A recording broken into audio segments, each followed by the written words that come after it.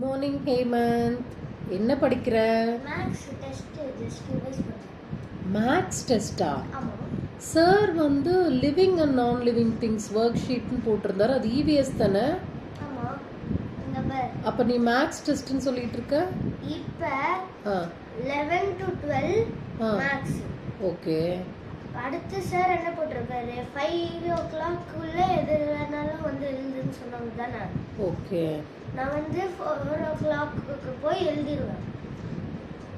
1 12 வந்துருவேனா? 1 2 3 3 o'clock வரைக்கும் free.